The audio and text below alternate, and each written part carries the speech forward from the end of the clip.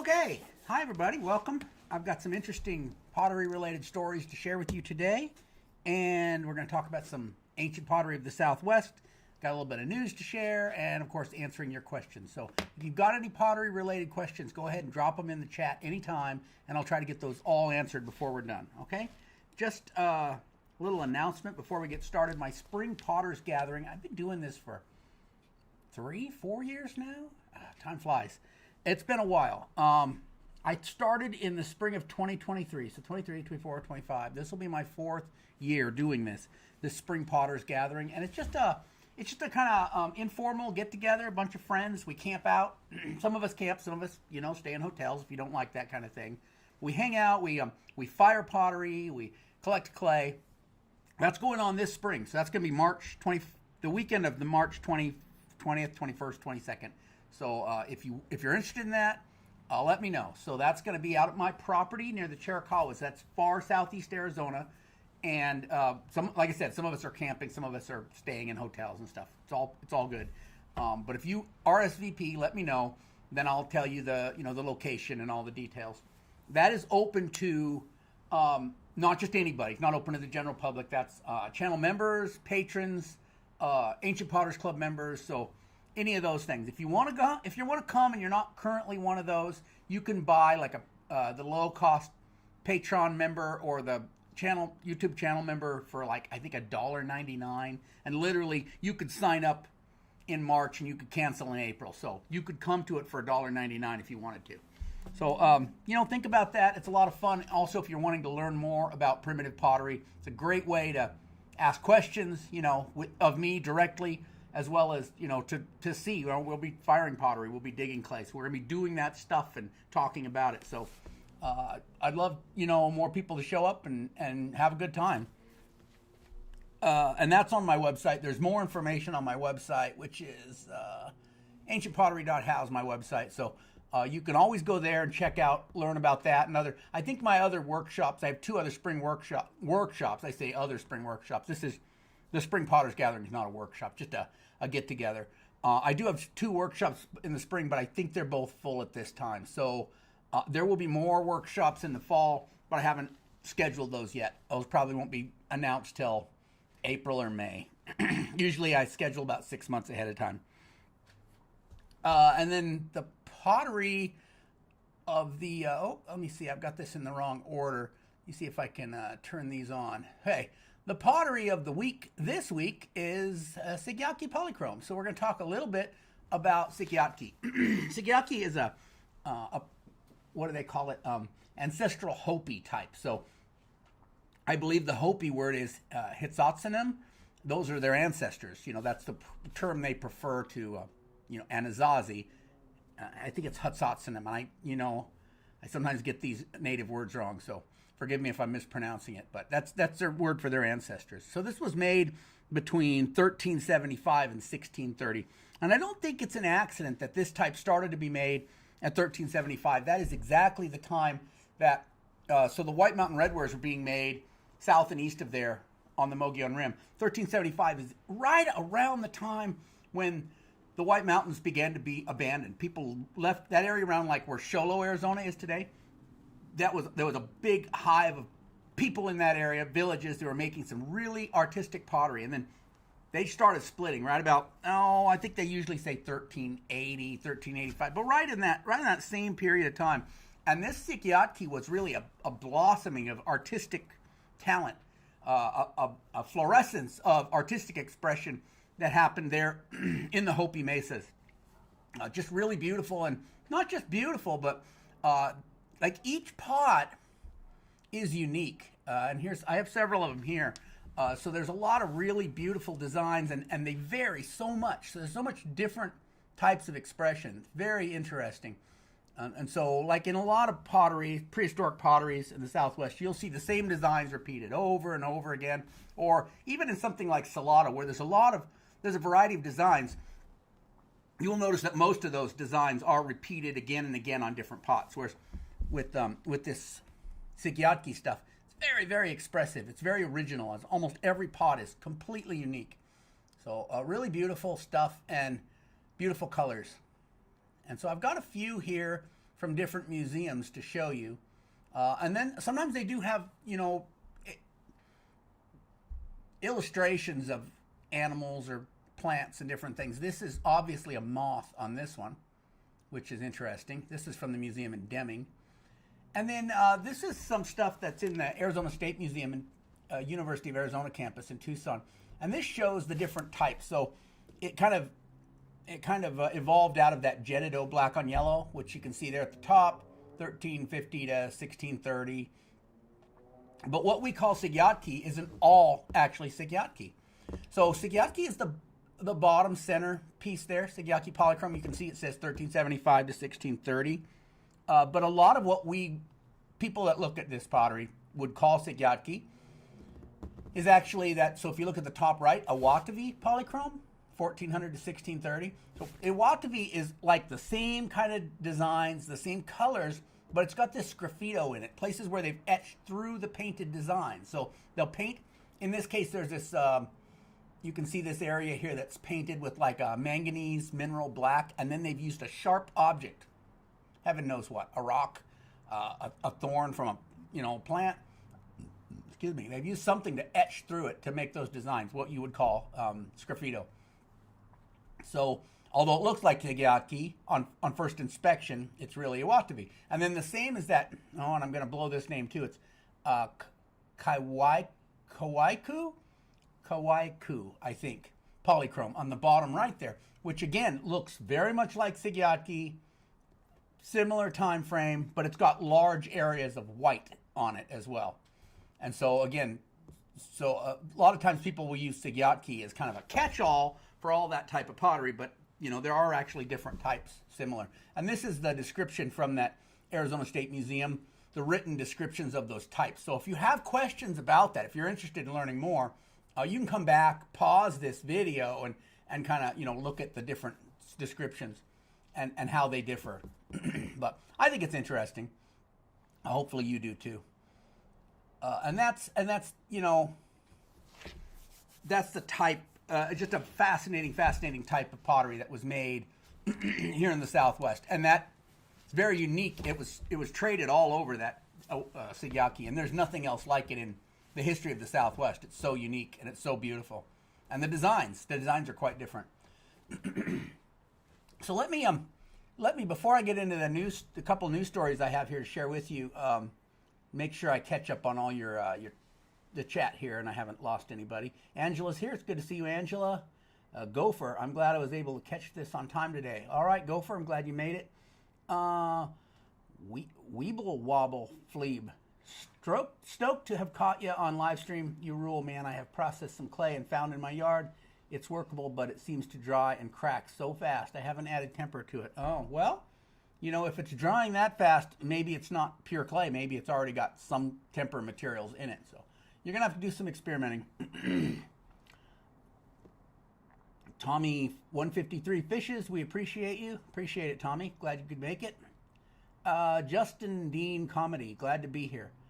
Edith Cruz Archeo, hi Andy, love your work. Thanks guys, I appreciate you all showing up today. So let me tell you about these stories I found. I thought they were interesting.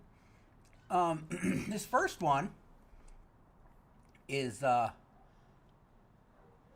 where they're tracing the origins of pottery, and this is in Israel that this story takes place. But the same thing happens here in the American Southwest, except I think they're going about it in maybe a more methodical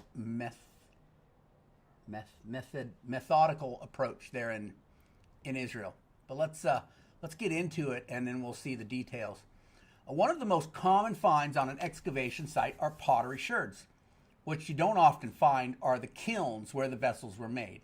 And that is often because this, what we call primitive pottery today, this, earthenware, terracotta, it's a lot of times just fired on the surface of the ground with some wood. And so it doesn't leave a lot of evidence of its firing, right?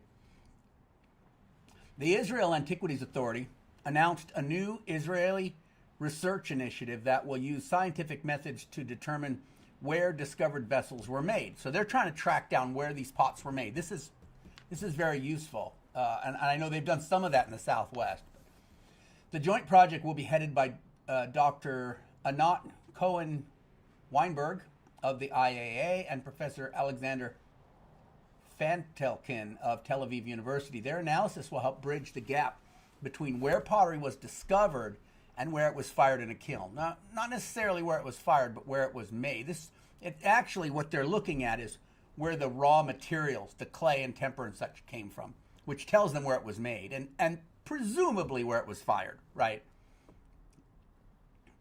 There are two methods used in the analysis. The first method is petrography. This is where an extremely thin slice of the vessel is examined under a polarizing microscope to identify its minerals and rock fragments. The second is a chemical analysis using neutron activation analysis. This is done by taking a small sample and testing it in a nuclear reactor to find its elemental composition. It can also show rare trace elements. So both of these are used to determine where pottery was made. And a lot of times they will do both. These are two different methods, but they'll kind of cross-compare the results to kind of pinpoint the location, because neither one is an exact science. So I did an interview. If you look back in my videos, this was 2023, I think. It was a couple years back now. I did an interview with a doctor, an archaeologist here in the Southwest named Mary Ownby. This was on a live stream, and she does this. She's a ceramics analyst, so this is what she does. She does that petrography. She also does the second neutron activation analysis as well. But petrography is kind of her specialty, and they do those what they call a thin section. They will slice a sherd so thin that you can pass light through it. That's how thin it is. And they mount it on a slide, so they can look at it under a microscope. And then she can look at that, and she can visually determine what the different types of minerals are that are in the temper, basically. The temper is the sand that's added to the clay. And then by doing that, each location is like a unique fingerprint of the minerals. It's got 30% this and 20% that, the different types of minerals that make up, say, the sand that comes out of the wash. And so by identifying that fingerprint, that unique mix of minerals, then they can say this was made in this area or that area. So anyways, you can go back and look at that video. You can learn a lot more about it because she talks about how that works. By examining the minerals and chemical composition of pottery from a known area, the project will be able to give ancient production kilns a fingerprint. According to IAA, combining both analyses will provide a unique profile for each kiln that will be added to a database that can be used as a reference point for pottery discovered without a kiln. Now, this references to kiln is actually a little confusing because what they're identifying as the raw materials, the clay and the temper that went into making it. This has nothing to do with a kiln, although presumably where it was fired is close to where those raw materials came from. The ultimate goal is for a digital kiln atlas to be created. This atlas will have all the consolidated knowledge from the analyses and make the knowledge available to researchers through a platform being developed by the IAA's Digital Technology Division. The purpose of the atlas is to serve as an infrastructure for studying production, trade, and regional connections. The University of Haifa's head of petrography laboratory at the Zinman Institute, Dr. Mikhail Osband, said the project will make a significant contribution to understanding economic and social connections in antiquity.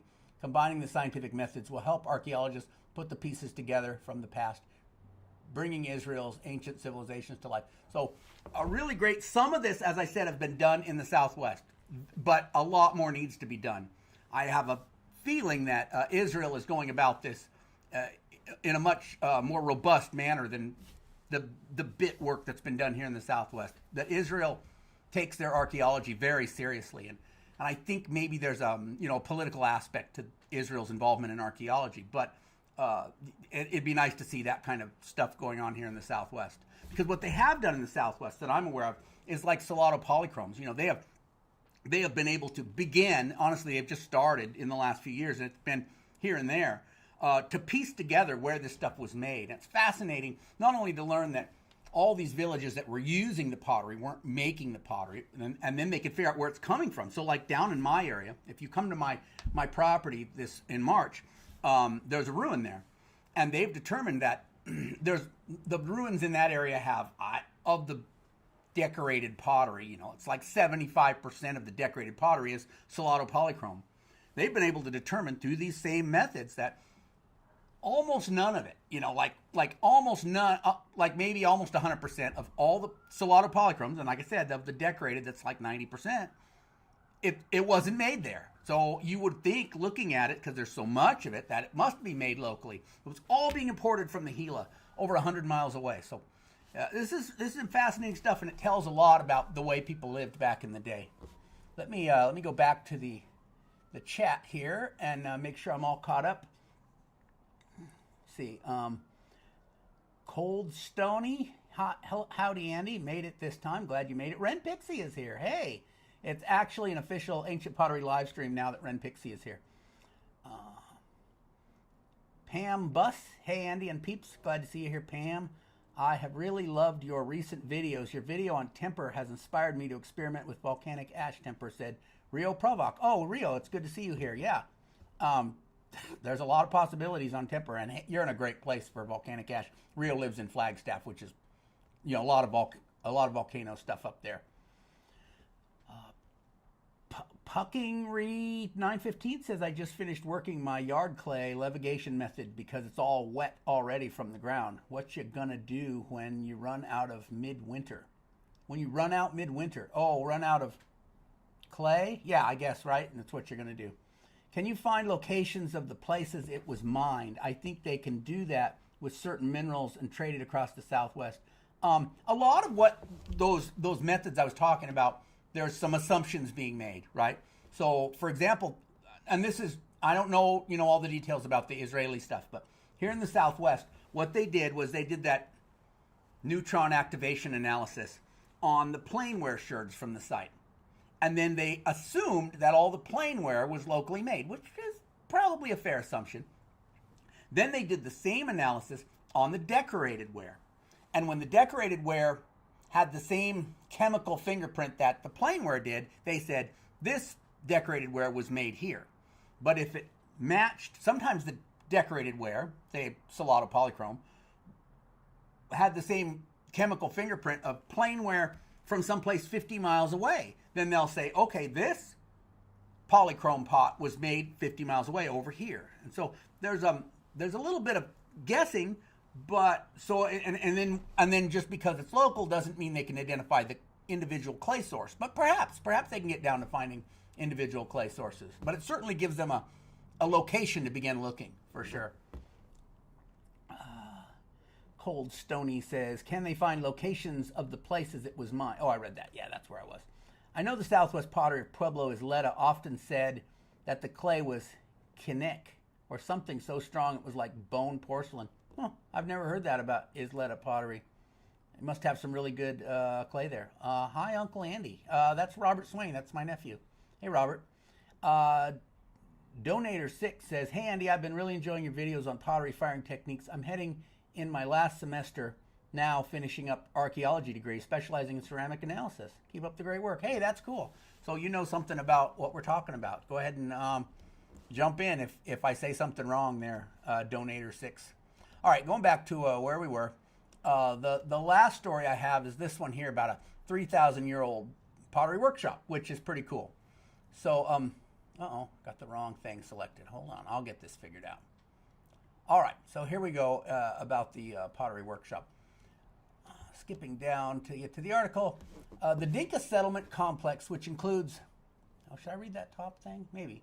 Archaeologists from the University of, oh my, what a word, Tübingen and the LMU Munich have unearthed the ruins of an ancient pottery workshop in the early Iron Age Dinka settlement complex in the Peshta Plain, Soleimania Province, Kurdish Autonomous Region of Iraq. The discovery sheds light on craft specialization, technological traditions, and urban life, revealing an unexpected level of socio-economic complexity in the region at that time. The Dinka settlement complex, which includes Gurda-e-Bazar, Quilat-e-Dinka, and the surrounding area, was excavated by the Peshtar Plain project initiated by LMU Munich Archaeology in 2015. The project focused on the Iron Age in the headwaters of the lower Zab, a region of the western Zagros that remains poorly understood. Excavations revealed a previously unknown Iron Age site. Among the discoveries was a rich pottery assemblage and, significantly, a pottery production workshop in the lower town of Gurd-e-Bazar.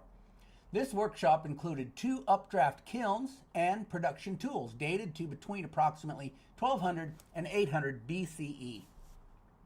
Because the workshop was so well preserved, we were able to combine various techniques and thus obtain a comprehensive picture of how potters actually worked in this region during the Iron Age, says Dr. Silva Amicone, an archaeologist at the University of Tübingen.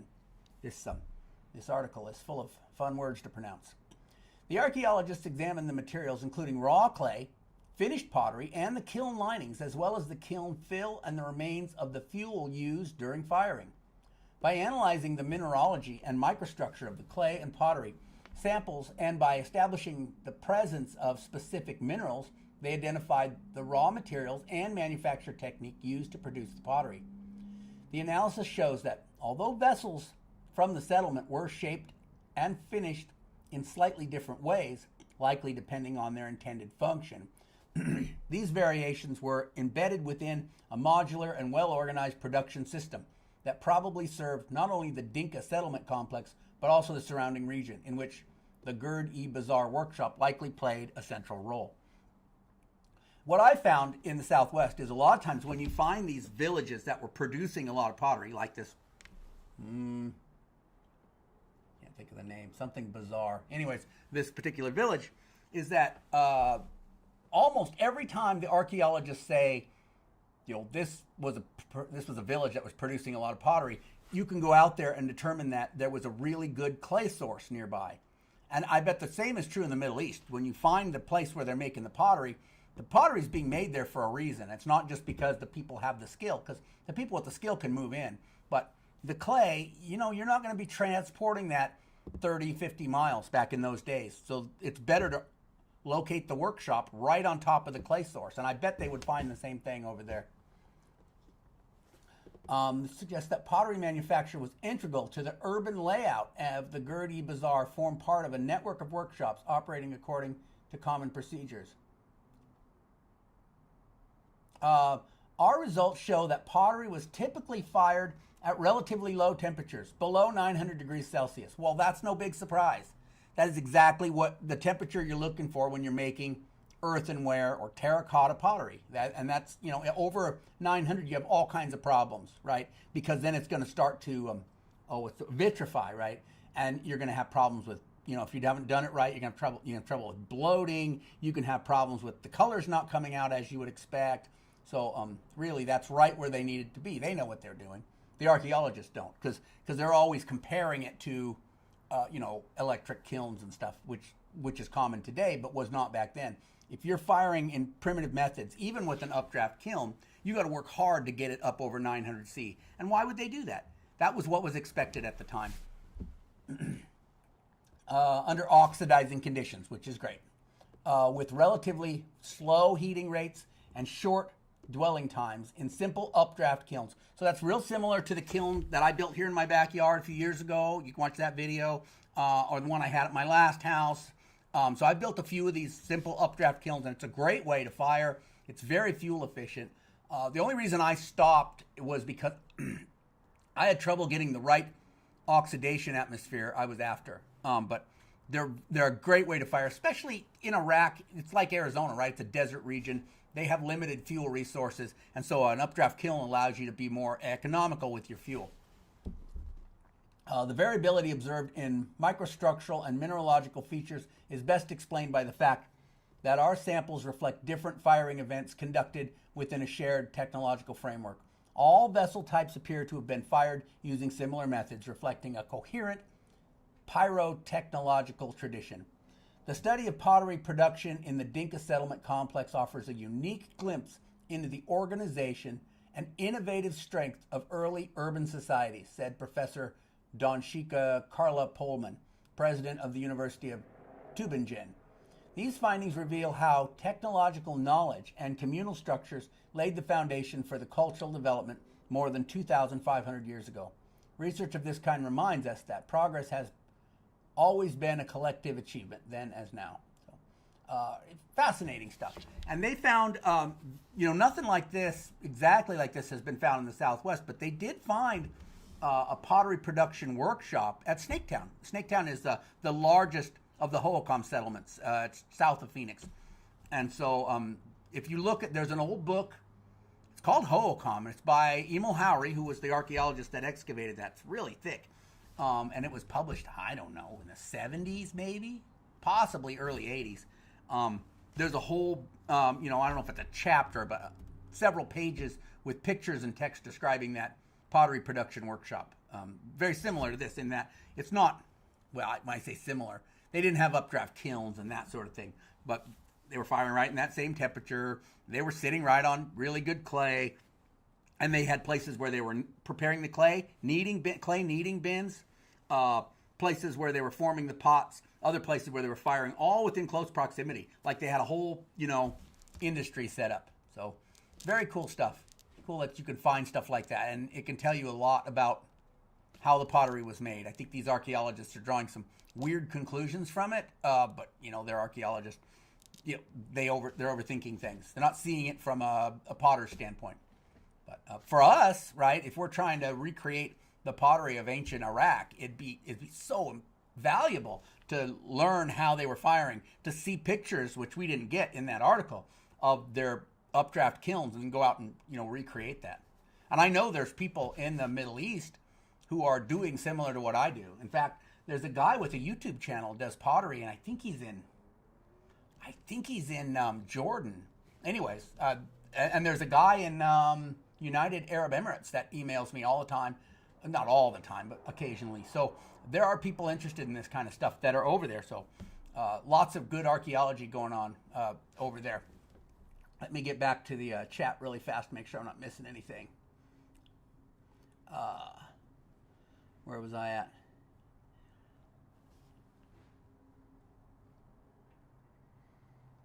Cold Stony, I know the Southwest pottery of Pueblo. Oh, I already read that. Andy, I've been really enjoying. Okay, read that. I think you give good general educational content on how pottery is manufactured. I think your work can essentially be considered experimental archaeology. Yeah, a lot of it is, although I'm not doing experiments so much as like to say I have what do you call, you have I'm drawing a blank. I do that. Sometimes when I can't get a noun, it's gone forever. You have a theory you're trying to prove, and you work to do that. I don't do it. I'm not so much doing that, but yeah, it's real similar to experimental archaeology. That sun's coming in at a weird angle right now, isn't it? I have curtains over here that I usually shut off this side of the studio so I don't get this. And the wind was blowing like crazy earlier. It stopped now, so I took the curtains, I rolled them up because I didn't want the wind blowing them around. Now look. Anyway. Cold Stony, that brings a question now. What is a low fire temperature versus a medium high fire temperature? As I know my tribes often said that our pottery was low fire, temp pottery in general. So below 1,000 degrees Celsius, that's going to be your low fire. That's going to be your earthenware pottery, which not just in America, worldwide, that's what most people were making and using daily, up until the last 100, 200 years, So that's easy. It's more fuel efficient. It's simple. It's effective. And so, and it's going to vary.